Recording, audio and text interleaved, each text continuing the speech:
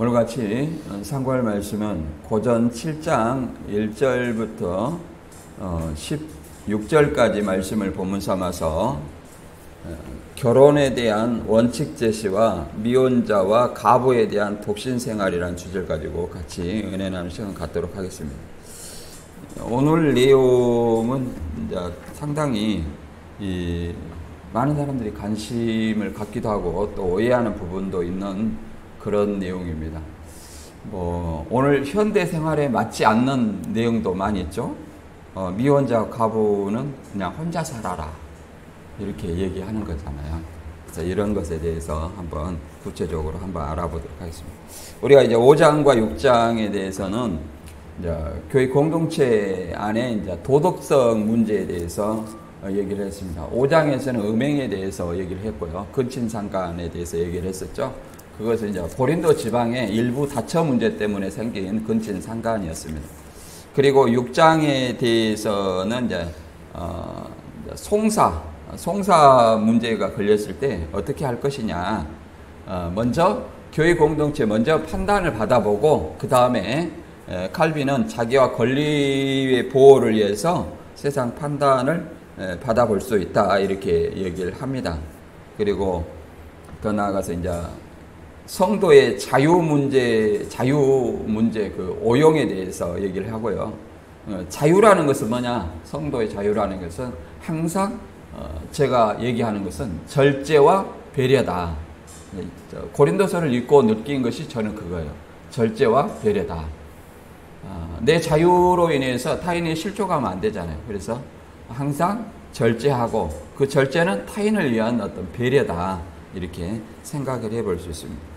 그 다음에 이제 오늘 7장의 내용인데, 누가 저더러 이제 바울처럼 살라고 그러는데, 이 말씀을 보고 그런 것 같아요. 그러나 하나님의 창조하신 원리는 남자와 여자를 창조하신 것은 결혼을 하라는 거예요. 그래서 이런 문제에 대해서 왜 바울이 이렇게 말했는지, 우리가 생각을 해봅니다. 그래서 결혼 여부에 대한 기본 원칙과 이제 부부 생활 전반에 대해서 고린도 교회에서 질문을 했기 때문에 이 답변을 한 거예요. 질문을 했기 때문에.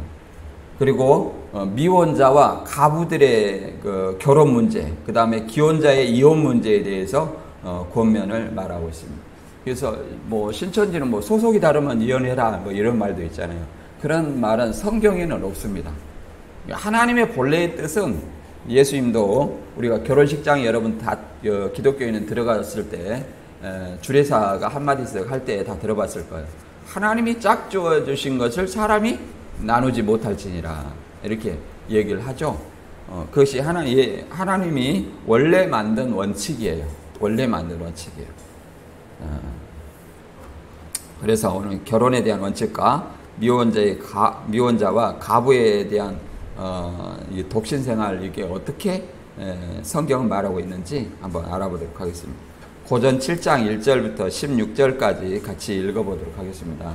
내가 쓴 문제에 대하여 말하면 남자가 여자를 가까이 아니함이 좋으나 음행을 피하기 위하여 남자마다 자기 아내를 두고 여자마다 자기의 남편을 두라. 남편은 그 아내에 대한 의무를 다하고 아내도 그 남편에게 그렇게 할지라. 아내는 자기 몸을 주장하지 못하고 오직 그 남편이 하며 남편도 그와 같이 자기 몸을 주장하지 못하고 오직 그 아내가 하나니 서로 분방하지 말라. 다만 기도할 틈을 얻기 위하여 합의상 얼마 동안은 하되 다시 합하라. 이는 너희가 절제 못함으로 말미암아 사탄이 너희를 시험하지 못하게 하려 함이라. 그러나 내가 이 말을 함은 허락이요 명령이 아니라 나는 모든 사람이 나와 같기를 말하노라. 그러나 각각 하나님께 받은 자기의 은사가 있으니 이 사람은 이러하고 저 사람은 저러하니라. 내가 결혼하지 아니한 자들과 가부들에게 이르노니 나와 같이 그냥 지내는 것이 좋으니라. 만일 절제할 수 없거든 결혼하라. 정욕이 불같이 타는 것보다 결혼하는 것이 나으니라.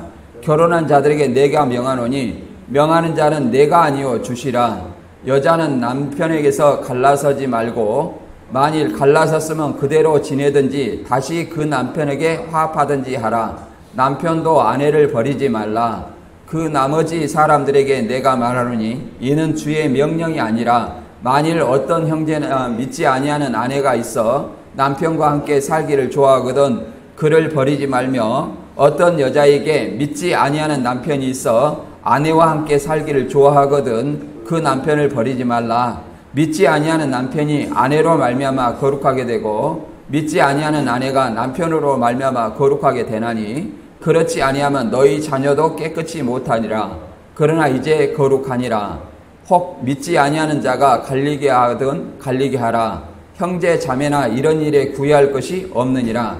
그러나 하나님은 화평 중에서 너희를 부르셨느니라. 아내된 자여 내가 남편을 구원하려는지 어찌 알 수 있으며 남편된 자여 내가 내 아내를 구원하였을지 어찌 알 수 있으리요. 아멘. 내용이 좀 긴데 말 그대로 너희가 쓴 문제에 대하여 너희가 어떤 질문한 것에 대해서 답변을 하는 겁니다. 이 내용을 반대로 생각을 하면 돼요. 왜 이런 분방하지 말라 이런 어떤 답변을 했는가? 그것은 고린도 교인들이 결혼을 했으나 분방을 하고 있다는 거예요. 쉽게 말해 서로 독방 생활을 했다는 거죠. 그런 것을 우리가 생각해 볼 수 있고, 또 결혼하지 아니한 자들, 과부들, 이제 이런 사람들이 어떻게 하는 것이 좋은가? 이것은 하나님의 명령이 아니라, 주님의 명령이 아니라 사도 바울의 개인적인 생각이라고 얘기를 밝히고 있어요. 그래서 자기와 같이 그냥 지내는 것이 좋다. 뭐 이 말 그대로 말하면 정욕을 절제할 수 없으면 결혼하라 이런 어떤 말인데, 이 말대로 하면 결혼한 사람은 다 그렇게 된다는 거예요. 그러면 어떤 말이 되냐면 하나님이 남자와 여자를 창조하신 그 의미를 거스르는 거예요. 그렇죠? 결혼하지 말고 있으면 어떻게 돼요? 후손이 안 생기죠? 이런 문제가 생기게 됩니다. 그래서 요거를 우리가 한번 잘 생각을 해보겠습니다. 그래서 다시 본문을 이제 정리를 한번 간단히 해보면, 결혼 원리에 대한 기본 원칙, 남자와 여자를 창조하신 것은 그러잖아요. 사람이 부모를 떠나 아내와 아빠여 한 몸이 될지니라. 그리고 아내를 잉태하는 자녀를 해산하는 고통을 해서 자녀를 낳는다 이렇게 얘기를 했죠. 그래서 자녀를 낳는, 결혼은 자녀를 낳기 위함입니다. 그 다음에 결혼 생활에서 부부 생활을 어떻게 해야 될 것인가 이걸 얘기를 하고 있고요. 바울은 자신이 독신으로 지냈기 때문에 자신과 같이 독신으로 지낼 것을 권합니다. 그런데 이것은 모든 시대를 얘기를 하면 결혼을 안 해야 돼, 이 말씀대로 하면. 근데 이것은 바울 자신이 당시 말 그대로 너무 지나친 열정, 결혼하면 어떤 말이 있냐면, 결혼한 사람은 남자는 아내에게 어떻게 기쁘게 할까? 이게 주님보다도 아내를, 여자는 어떻게 남편을 기쁘게 할까? 이런 어떤 생각 때문에. 그 다음에 이거 바울의 생각이에요. 그 다음에 당시 임박한 환란이 온다. 예수님이 금방 재림하실 것이다. 임박한 종말론 사상으로 그냥 지내는 것이 좋다 이렇게 생각한 거예요. 그러니까 오늘날에 비추어 봐서는 좀 맞지 않는 거예요. 그리고 고린도 지방의 그 사상과 좀 맞지 않다 생각을 해보면 됩니다. 여러분들 한번 잘 생각해 보세요. 그래서 결혼 생활 권면은 바울의 권면이며 초대교회 상황이 바탕으로 제시된 것이라는 것을 우리가 이해를 해야 됩니다. 그리고 따라서 시대적 상황과 이제 개인적 상황에 비추어 봐서 우리는 이렇게 이 말씀을 받아들여야 됩니다. 모든 걸 이렇게. 그래서 바울도 그러잖아요. 권면이다. 그 말은 주님의 명령이 아니라 바울의 생각이다. 이런 얘기를 하는 거예요. 참고사항이다. 고린도 교인들의 참고사항이다. 고린도 교회의 환경을 무시할 수는 없겠죠. 그 다음에 미혼자와 가부들에 대해서 독신을 지낼 것을 권하는 것은 이것도 얘기를 하죠. 바울 자신이 그 두 가지, 결혼하면 남편은 아내를 기쁘게 하고 아내는 남편을 기쁘게 하고, 이렇게 얘기를 하면 당시 사도들 대부분 다 결혼을 했는데 그 사람들은 뭐 온전히 일 안 했다는 얘기가 되잖아요. 이게 바울 생각이에요. 바울 생각. 그리고 임박한 어떤 종말 사상, 대환란 때에 결혼 생활로 가중할 고통 이런 것으로 인해서 그냥 지내는 것이 좋다, 이렇게 얘기를 하는 겁니다. 그래서 또한 바울은 원칙적으로 주의 명령으로 이제 이혼은 금지하고, 이거 이혼하지 말라는 것을 주의 명령이라고 얘기를 하는 겁니다. 예수님도 마태 19장에 이제 그 얘기를 하잖아요. 음행한 연고 외에 이혼하지 말라, 이렇게 얘기하죠. 이혼 시에는 또 그냥 지내든지 다시 재혼하라, 다시 화합하라, 본 남편과 전 남편과 결혼하라, 이렇게 얘기하는 거죠. 근데 오늘 현실에는 맞아요? 좀 안 맞아요. 원수처럼 헤어졌는데 다시, 특히 우리나라는 안 맞을 것 같아요. 한번 헤어지면 그냥 끝장을 보잖아요. 외국은 그냥, 외국들 보면은 헤어졌다가 다시 살고 헤어졌다 다시 살고 그런 경우는 많이 봤어요, 외국에서. 근데 우리나라는 그런 경우가 극히 이례적이고 드물죠. 그리고 불신자와 이제 결혼하는 것도 이혼하지 말라, 이렇게 얘기하고, 불신자가 이제 이혼하고자 한다면 그런 것에 구애받을 필요가 없다. 불신자가 불신자가 이제 불신자가 이혼하지 말라는 이유는 여기도 이런 이유가 있어요. 나로 말미암아 그가 구원을 받을 수 있다. 거룩해지고, 그 말은 복음이 전파되어 그도 구원을 받을 수 있다. 이런 어떤 메시지로 이해를 할 수 있습니다. 그래서 오늘 본문을 통해서 내 상황과 또 고린도 교회의 상황과 어떻게 다른지, 여기서 내가 얻을 교훈은 무엇인지 깨닫는 시간이 되기를 바랍니다. 본문 이제 그 1절부터 하나씩 알아보도록 하겠습니다. 7장 1절, 너희가 쓴 문제에 대하여 말하면 남자가 여자를 가까이 아니함이 좋으나 음행을 피하게 하여 남자마다 자기 아내를 두고 여자마다 자기 남편을 두라. 이건 바울의 생각이에요. 바울의 생각이에요. 그렇잖아요. 여기서 보면은 하나님이 그 음행을 위해서 그걸 뭐 혼자 지내는 거 좋다, 이렇게 얘기를 했다면 뭘로 남자 여자를 만들어요? 그래서 이렇게 생각하는 이유는, 이건 질문이에요. 어떻게 해야 되냐? 그 말은 이 사람들이 이 금욕주의 영향으로 독신 생활을 그 관계를 부정해서, 부부 관계를, 그리고 또 바울을 추종하여 결혼을 했어도 이게 독방, 이게 각각의 독방을 결혼 안 한 것처럼 지낸 어떤 이런 문제 때문에 문제가 많았나 봐요. 그래서 이게 바울한테 질문을 하게 된 거예요. 그래서 이것은 바울의 생각이다, 이걸 이해하시고, 왜 바울은 이런 생각을 가졌냐면, 고전 7장 26절에 보면 내 생각에는 이것이 좋으니 곧 임박한 환난으로 말미암아 사람이 그냥 지내는 것이 좋으니, 곧 예수님이 곧 재림하는데 그냥 결혼해봤자 뭐하냐, 이 말이죠. 이런 어떤 생각으로 인해서 혼자 지내는 것이 좋다, 이렇게 얘기를 합니다. 그러나 우리가 데살로니가 후서에 보면 그러잖아요. 임박한 환난으로 인해서 모든 것을 포기한 자들에게 평상시처럼 활동해라, 이렇게 얘기하잖아요. 그래서 이것이 다르다는 것을 좀 시대 상황과 뭐 좀 다르다는 걸 좀 이해를 해야 돼요. 그 다음에 7장 32절과 33절에는 너희가 염려 없기를 원하나 장가하지 않는 자는 주의 일을 염려하고 어찌하여 주를 기쁘시게 할까 하되, 장가간 자는 세상 일을 염려하여 어찌하여 아내를 기쁘게 할까, 이렇게 얘기한다는 겁니다. 그러니까 이런 말을 그대로 보면 장가 안 간 사람만 하나님을 기쁘게 하는 거예요. 시집장가 간 사람은 예수를 제대로 안 믿는 사람이 되는 거예요.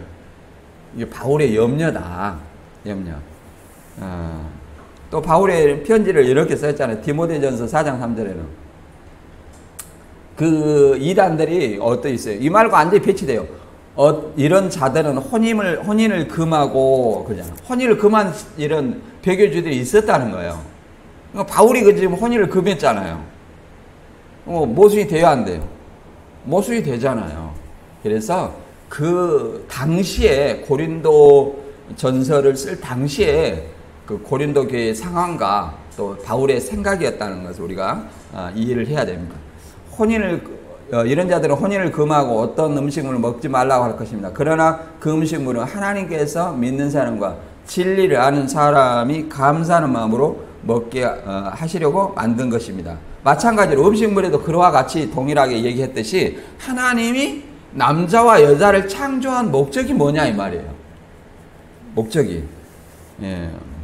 히브리서 13장 4절에도 모든 사람은 결혼을 기이 여기고 침소를 더럽히지 않게 하며 음행한 자들과 간음한 자들은 하나님이 심판하시리라. 그러니까 결혼을 기이 여기고 침소를 더럽히지 아니한다는 것은 이제 불륜을 행하지 말라 이런 어떤 얘기가 되겠죠.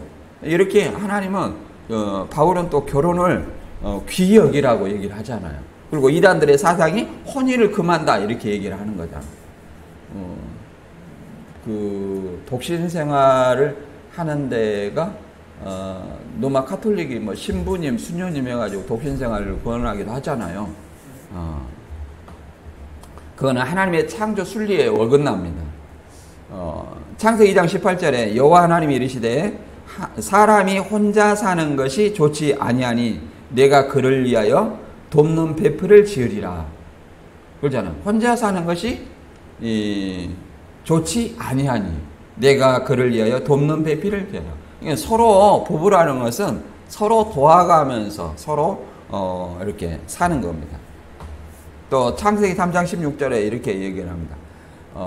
아담과 하와가 범죄하고 나서 이렇게 얘기합니다. 또 여자에게 이르시되 내가 내게 임신하는 고통을 크게 더하리니 내가 수고하고 자식을 낳을 것이며 너는 남편을 위하고 남편은 너를 다스릴 것이니라 이렇게 얘기를 합니다. 그래서 임신하고 자식을 낳는 것이 뭐예요? 하나님의 이 섭리예요. 왜 그러냐면 인생은 어떻게 돼요? 죽게 돼 있잖아요. 만약에 결혼을 안 한다면 어떻게? 우리나라도 인구 절벽이라고 얘기하죠. 노인 비율이 어느 거 출산율이 점점 낮아지는.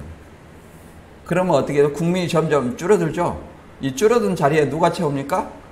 외국인이 채우는 거예요. 그래서 우리나라 사람이 점점 없어지면 나라가 망하겠죠. 그렇잖아요. 그래서 하나님이 창조 원리는 영생을 하지 않는 사람은 결혼을 해서 자식을 낳는 것이 하나님의 창조 순리예요. 영생하는 사람이 있습니까? 없죠. 그래서 이렇게 얘기를 합니다. 그래서 이런 말들은 믿음이 약한 자들 있고 받을 만한 사람이 있고 믿음이 강해서 못 받을 사람도 있다 이렇게 얘기합니다. 3절부터 읽어보면 이제 부부 생활에 대한 어떻게 얘기를 하느냐, 분방 문제. 자, 조금 전에도 얘기했듯이 왜 분방을 하느냐, 이게 각자 각방을 쓰는 거죠. 결혼해가지고 부부의 의무를 다하지 아니하고 이제 각방을 쓰는 거예요. 당신은 다, 나는 나 이렇게 생활만 같이 하지 그냥 남남처럼 사는 거예요. 남남처럼.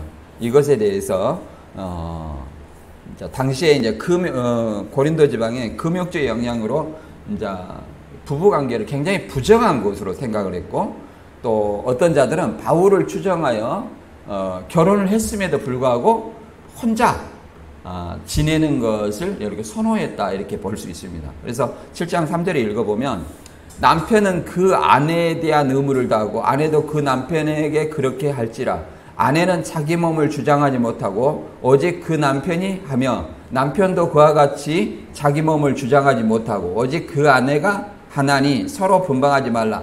다만 기도할 틈을 얻기 위하여 합의상 얼마 동안은 하되 다시 합하라. 이는 너희가 절제 못함으로 말미암아 사단이 너희를 시험하지 못하게 하려 함이라. 이렇게 얘기를 하고 있습니다. 여기서 부부 생활에 대해서, 분방에 대해서 이렇게 답을 하는 것은 그 사람들 고린도지방에서 각방 생활을 하고 부부 관계를 굉장히 어떤 부족한 것으로 여겼다는 것을 알 수 있죠. 그래서 부부에 대한 어떤 의무를 얘기를 하죠. 남편은 자기 몸을 주장하지 못하고, 그 다음에 아내도 자기 몸을 주장하지 못하고 서로 이제 이렇게 부부 생활을 원만히 하라 이렇게 얘기를 하는 거죠. 다만 분방하는 것은 기도할 틈을 얻기 위해서 합의하에 잠깐 분방하라 이렇게 얘기를 하는 겁니다.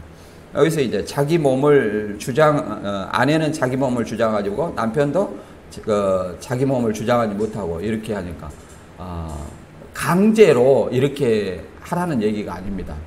우리나라 그 법은 부부 관계에도 간통죄가 강간죄가 성립이 돼요.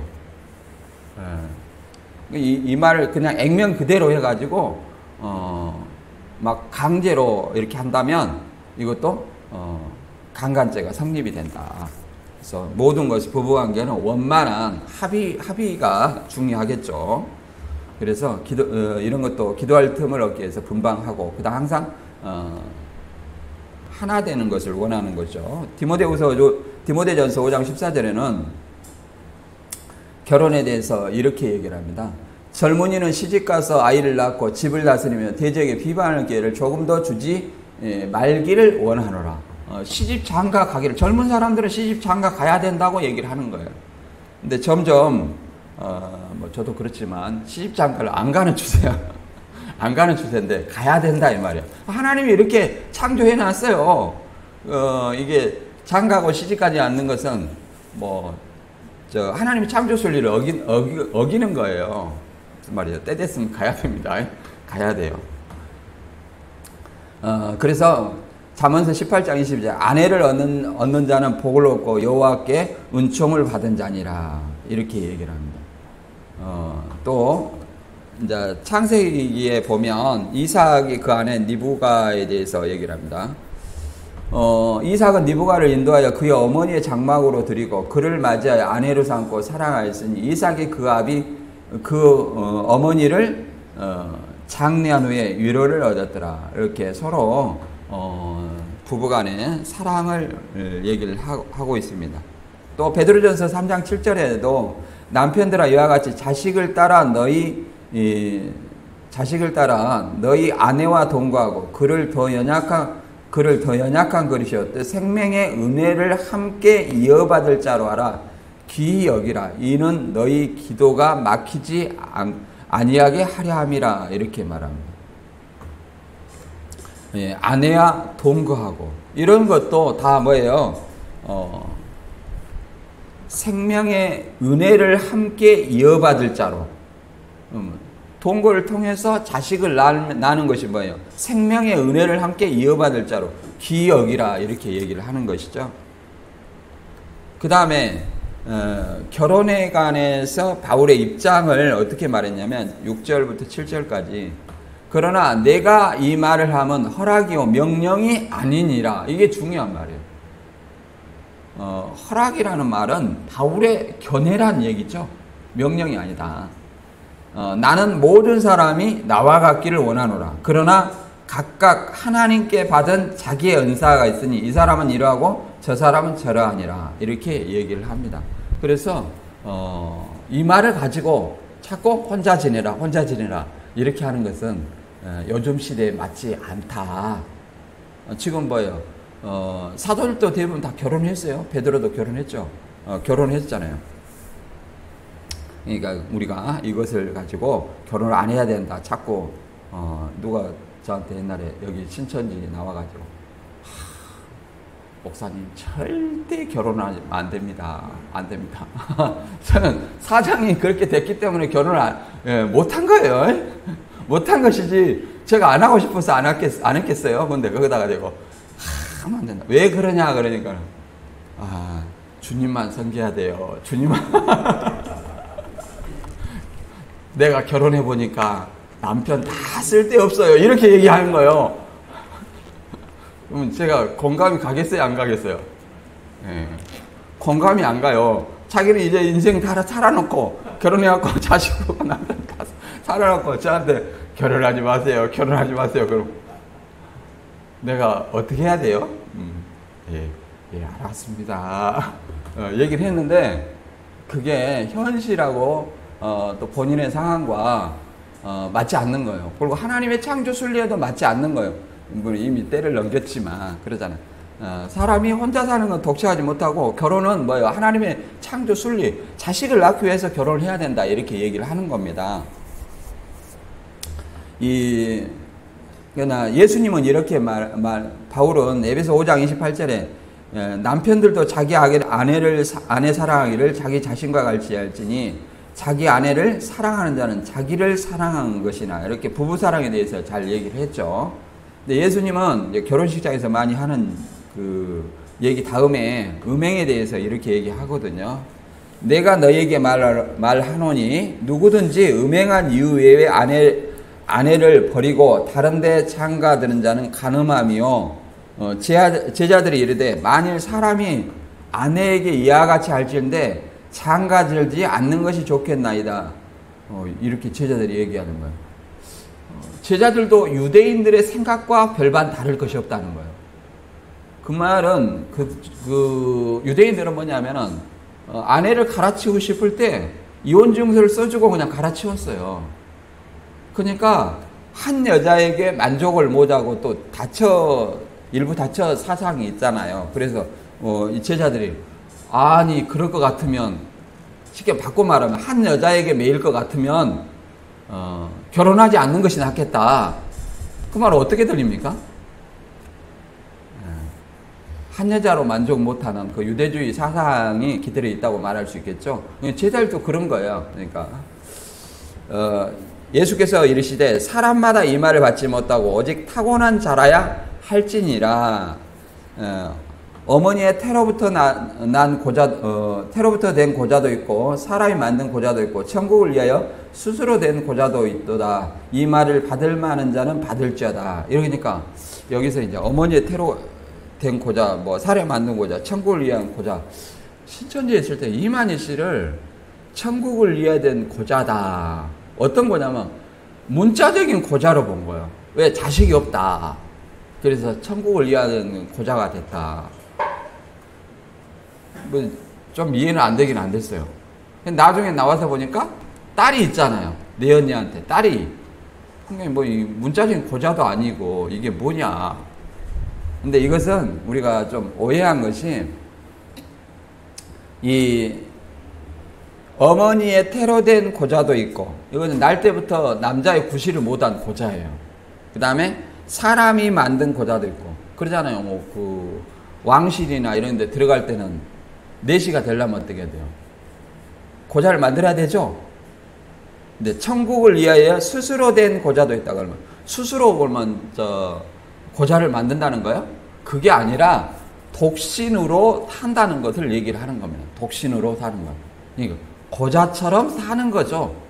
그렇게 사는 것을 얘기하는 것이지 이만희 씨처럼 결혼해가지고 불륜하고 이런 것이 뭐 천국을 위하는 고자를 얘기하는 건 아닙니다.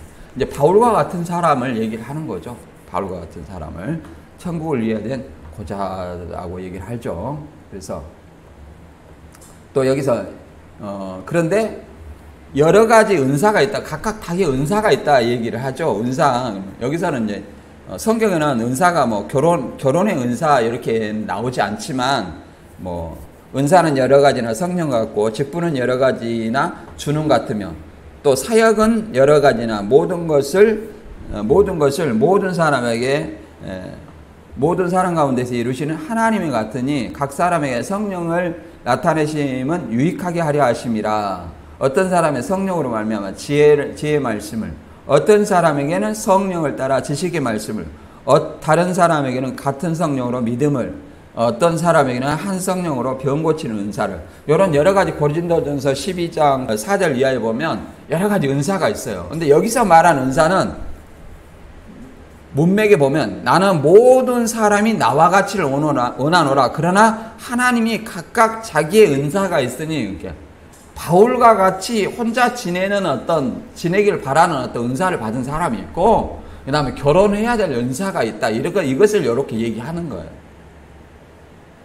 이게 결혼하시는 것도 은사고 결혼 안 하는 것도 은사다 이렇게 얘기를 하는 겁니다. 각각 은사가 다르다 이렇게 표현하는 거예요.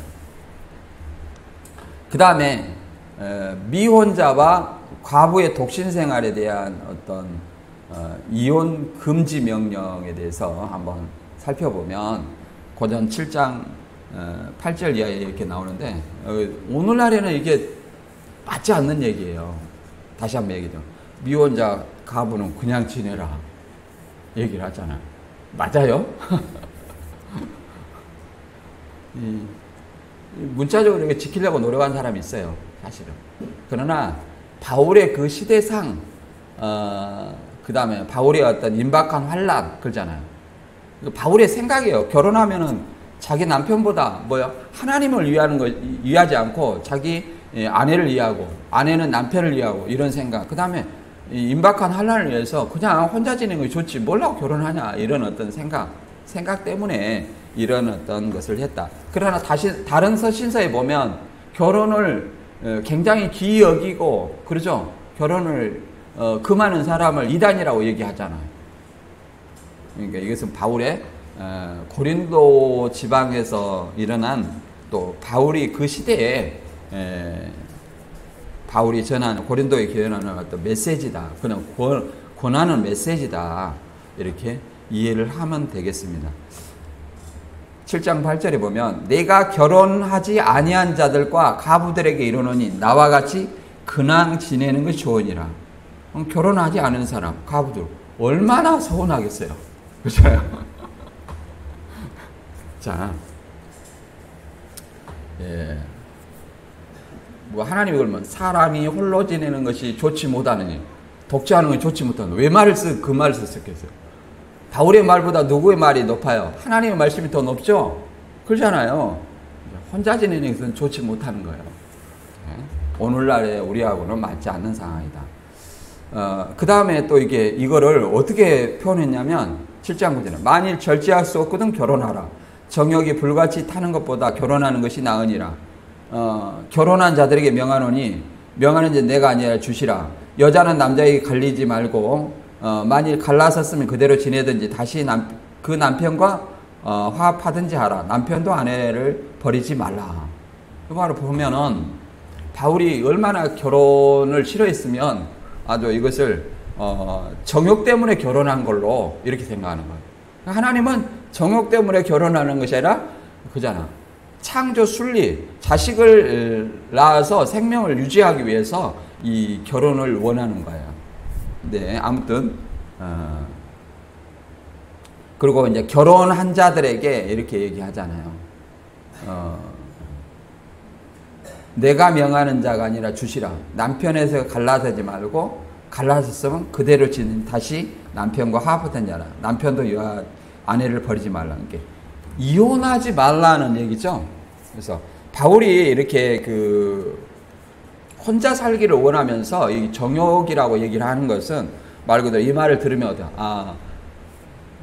이제 미혼자가 과부가 결혼하면 정욕 때문에 결혼하는구나 이렇게 생각할 수밖에 없도록 만들어 놓은 거잖아요.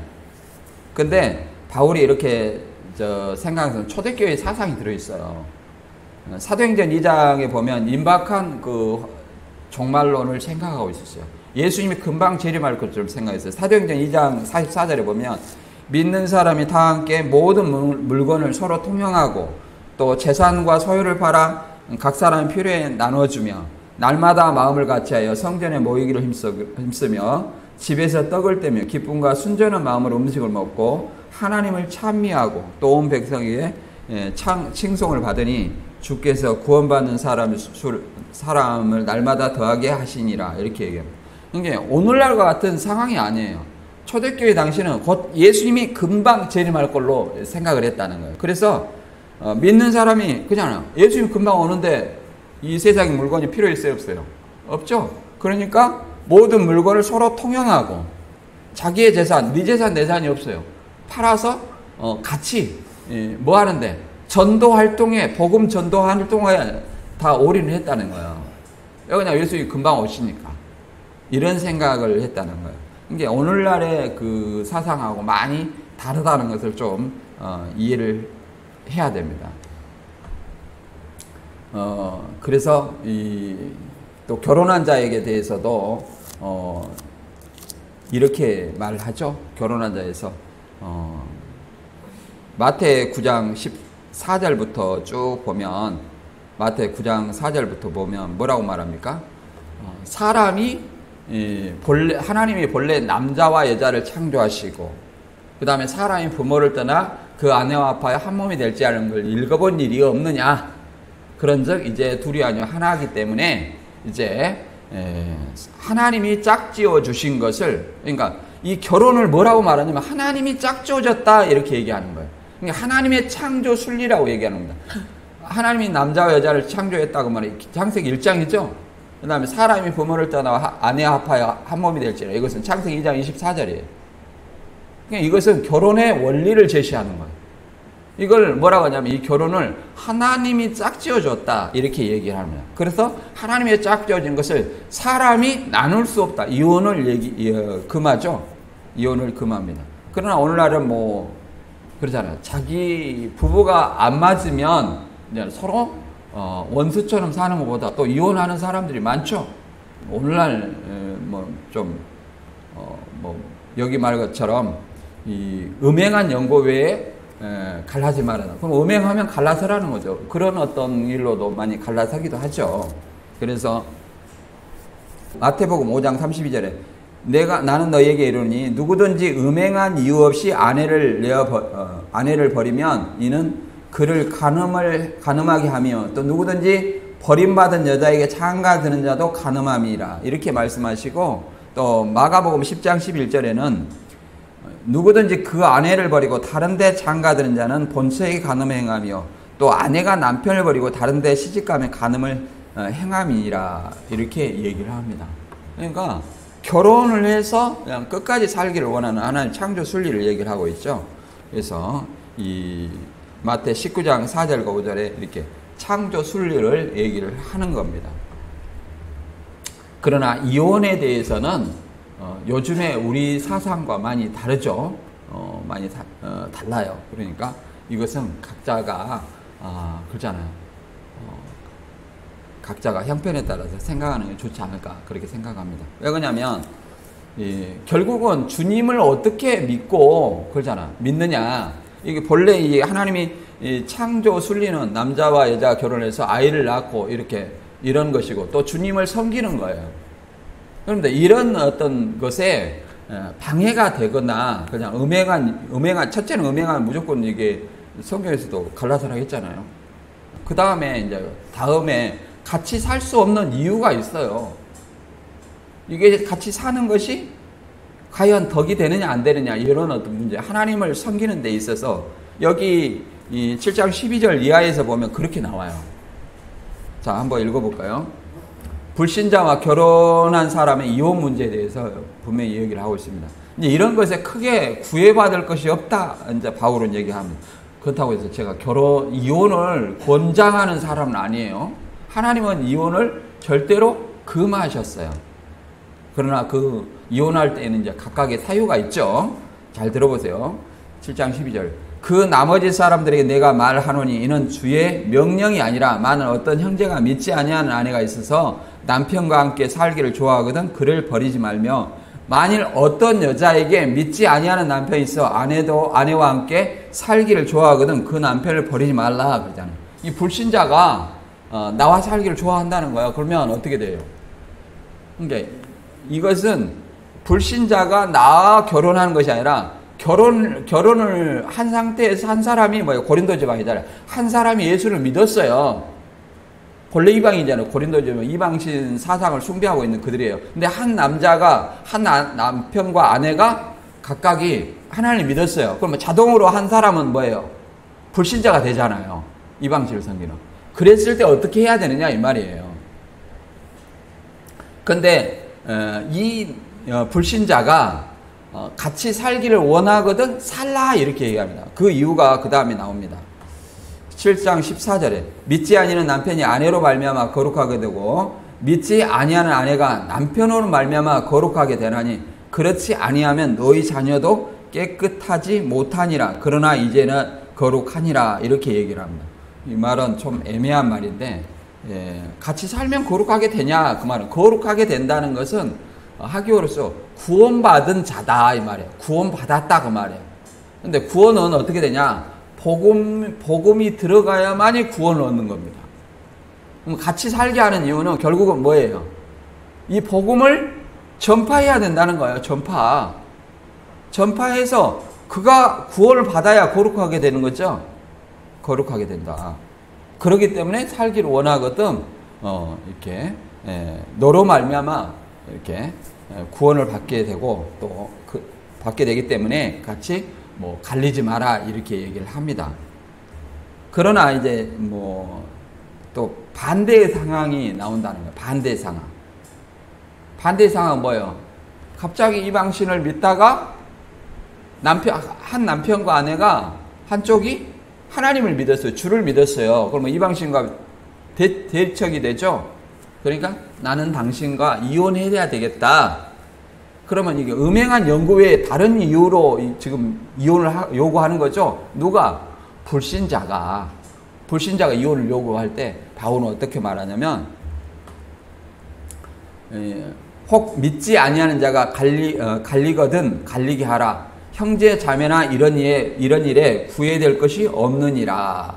그러나 하나님은 화평 중에 너희를 부르셨느니라. 아내된 자여 내가 남편을 구원할는지 어찌 알 수 있으며 남편다자여 내가 아내를 구원할는지 어찌 알 수 있으리요. 이 말은 무슨 말이에요? 갈리라는 거, 이 불신자가 이렇게 이혼해 달라 그러면 이혼하라는 거예요. 왜 그러냐면 같이 산다고 해서 그 아내가 이 불신자가 나로 인해서 반드시 복음을 믿어 구원받을지 확신할 수 없다는 거예요. 확신할 수 없다. 그러니까 이런 것에 구애받을 필요가 없다 이렇게 얘기를 합니다. 이게 바울의 생각이에요. 이것도 바울의 생각이 명령이 아니라 그러잖아요. 7장 12절에 이는 주의 명령이 아니라 바울의 생각을 얘기하는 거예요. 그러니까 여러분도 참고를 하셔야 됩니다. 참고를 하는 거예요. 같이 지낸다고 해서 뭐 바울의 생각을 그대로 얘기를 하면 같이 사는 것은 오직 주님만을 위해서 같이 사는 거예요. 그렇죠? 주님만을 위해서 같이 사는 거다니까. 만약에 내가 살면 어떻게 돼요? 반드시 이게 어떻게 복음을 전해서 구원받게 하려는 노력이 필요하다. 이런 얘기가 되고. 만약에 불신자가, 나하고 당신은 종교가 다르니, 이혼해달라. 그러면.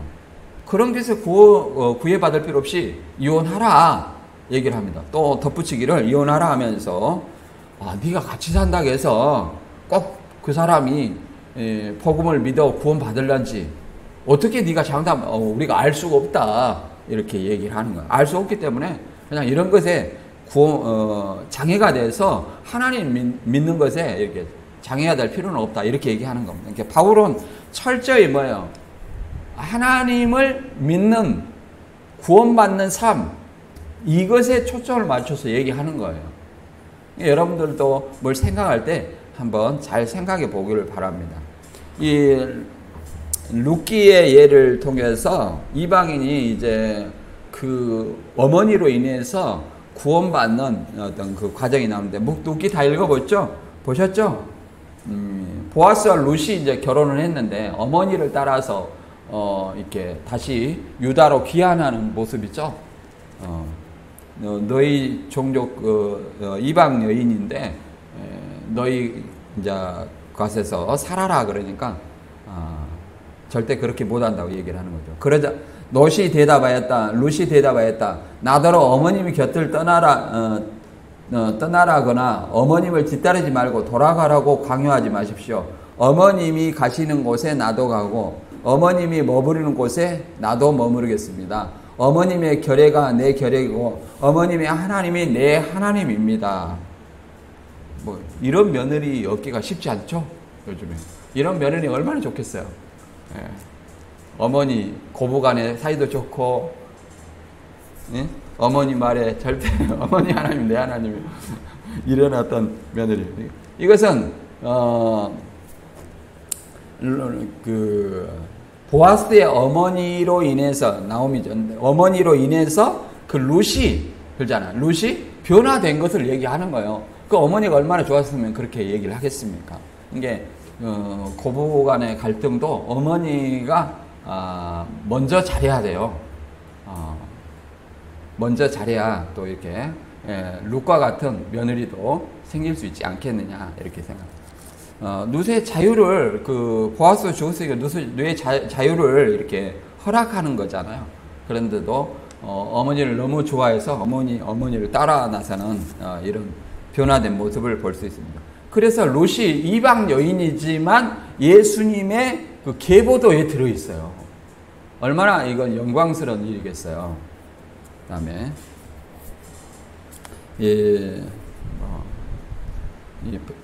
그 다음에 여기 보면 베드로전서 3장 1절 읽고 정리하고 마치겠습니다. 아내 된 이 여러분, 이와 같이 여러분은 자기 남편에게 순복하십시오. 그리하면 바로 말씀에 복종하지 않는 남편이라도 말을 하지 않고도 아내 여러분의 행실을 말미암아 구원을 얻게 될 것입니다. 그들이 여러분을 경건하고 순결한 행실을 보고 그렇게 될 것입니다. 무슨 말입니까? 쉽게 말해서 남편이 올 때 행실을 바르게 하면 그걸 보고 예수를 믿으니까 저는 행실을 하는구나. 이로 말미암아 남편이 구원을 얻게 된다. 이렇게 복음을 믿어서 구원을 얻게 된다. 이런 어떤 얘기입니다. 그러니까 철저히 바울의 얘기는 하나님과 복음을 위해서 우리가 어떻게 생활해야 될 것인가 이걸 얘기를 하고 있습니다. 다시 한번 이런 거 제가 자세하게 얘기할 수 있는 부분은 아니지만 아무튼 이런 어떤 틀로 있으니까 여러분들이 잘 생각해 보시기 바랍니다. 그래서 결혼에 대한 원칙, 부부 생활 전반에 대해서 이제 권면하고 있는데 이것은 당시 고린도 지방과 그 시대, 그 다음에 바울의 생각이잖아요. 임박한 환란, 남편이 결혼한 사람은 자기 아내나 남편을 위해서 노력한다.